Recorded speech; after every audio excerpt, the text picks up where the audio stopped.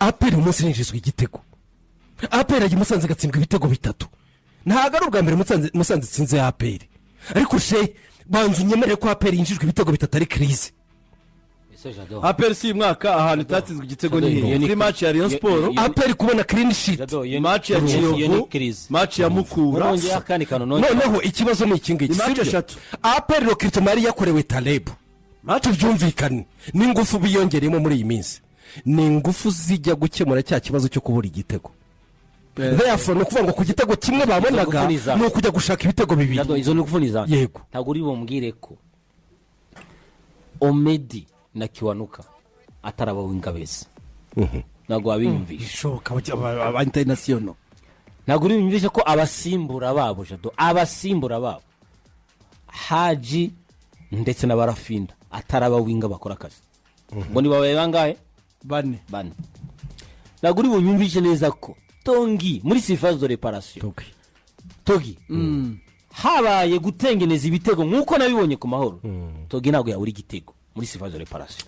Togi ni ngira ngo Mauritania ya Mamadusi muri Mauritania ndetse n'umuvandimwe witwa Watara wagarutse. Ntago wambwira ko abo bantu batatu baburi igitego muri phase de réparation. Nshaka igitego ndi muri aperi, urumva sidi, nshaka igitego ndi muri aperi. Nava no kuyengeje Jado, minota ya nyuma nshaka igitego ndi muri aperi. Narasoza Jado, abantu nagishakiraho n'abantu batatu Jado, narasoza mbabari Tongwi si na Watara bagombe bahurira n'abafite. Unumva Jado, aperi iri butsinde igitego kimwe yakikubanjemo mu gice cya mbere, mukajya kuruhuka mumeze gutyo, mwajya kugaruka aho kugira ngo igukiremo icya kabiri ukahita ikishyurwa, igahita ikishyurwa. Iyo aperi Taleb ni wowe urimo kuyizana.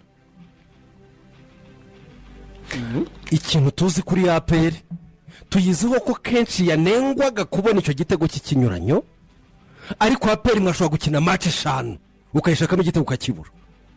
Ntago bishoboka. Abo bantu icyo twabanenga, urumva sidi, icyo twanenga abo bantu bose she yamaze kuvuga, iyo basohotse mu kibuga batsinze igitego kimwe ubundi bagomba abantu bisobanura. Urabyumva neza? Kuko nicyo abakunzi ba aperi bari bafite kuri Flore, nicyo kibazo bari bafite kuri Flore, nicyo kibazo bari bafite kuri Dariko. Urumva? Why are we struggling to win? That was the issue. Urumva? Turimo turatsinda niki, ariko se kubera iki that struggle heka kuki dutsinda twavuye imyo, nicyo kibazo. Uyu munsi noneho no gutsinda ntibirasi. Jado, abo bantu barindwi mvuze, abo bantu barindwi tugarutse n'abantu mu muvuno, kuko abakenye Jado kugira karitura umutoza no gushaka no kubatoza umuvuno batuma batsinda ni ibintu biri bitandukanye. Aperi kinitane umutoza kinatane atakwitwaza cyangwa umufana n'ubuyobozi bwa aperi. Ubuyobozi bwa aperi kujya ku isoko rugashaka abakinyi Jado tuvuze binjiye ejo bundi. Ubuyobozi bwa aperi gushira muri conditions zishoboka abakinyi ba aperi muri motivation ishoboka, ntago wabanenga ahubwo nawe umufundi kwirwariza. Biniko bimeze kuri Jado Kigali. Ikipe ya Jado Kigali murimo muravuga ko isetinga block bar.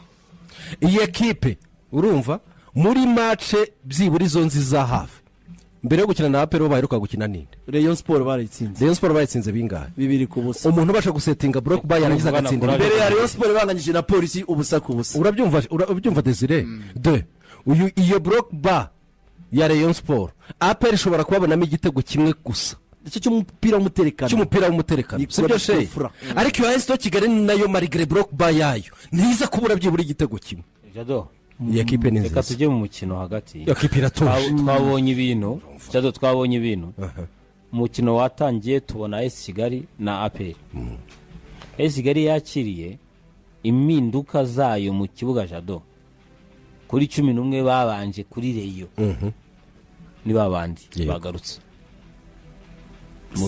Muzungu hirya kuri 7-11 Arsene kuri Point Prince mu mugongo wabo uyu mwana wakinaga muri Gorilla na mugenzi we Dani ndetse na Elias. Defense ni yayindi n'umuzamu ni wa wundi. Yego.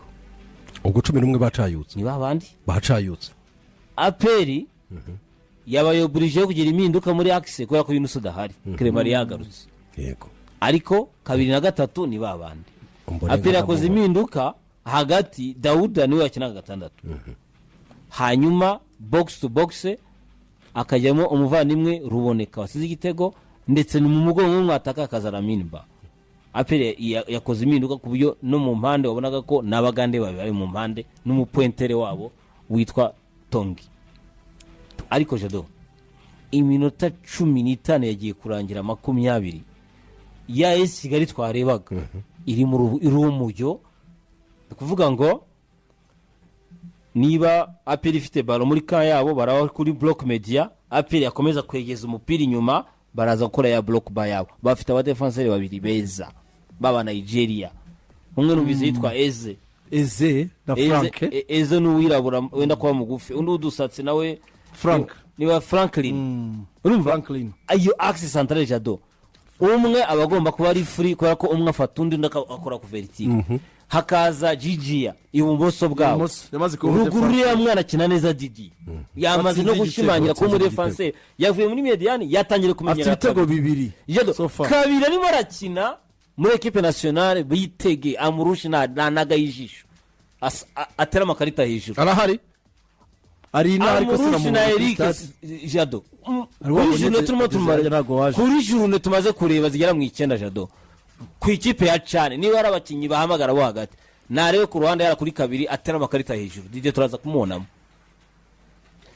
Jado hari umuhungu witwa Eliasa ni inkweto ye afite imbaraga na Dani ni bavare babegeranye gutya sasa kwa kifupi Jado aperi yagize chance nziza birumvikana ku ikosa ryakorewe na Claude yakorewe Claude akora kufura nziza ruboneka yishyiramo ariko hagati aho ngaho Petro yamaze gukora save y'igitego yaramaze kuramo umupira wagomba kuvamo igitego umupira mwiza wa press by the way no match yagumishije aperi mu mukino umuntu ngera avuga ko ari man of the match wagize amanota menshi Petro arimo oya nuko byahuranye na Didier yagize match zo mu defenseur wari gitsinze igitego igice cya mbere kirarangiye aperi kifua mbere bawo moja kwa biri muri retour kufura nayo wavuga ati umuzamu wese wo Kigali bari gukora yagomba ko mire wanza tayiteretse neza ariko ruboneka yite hano heza cyane gutsira kufura kuri poto ya mbere kipindi cya piri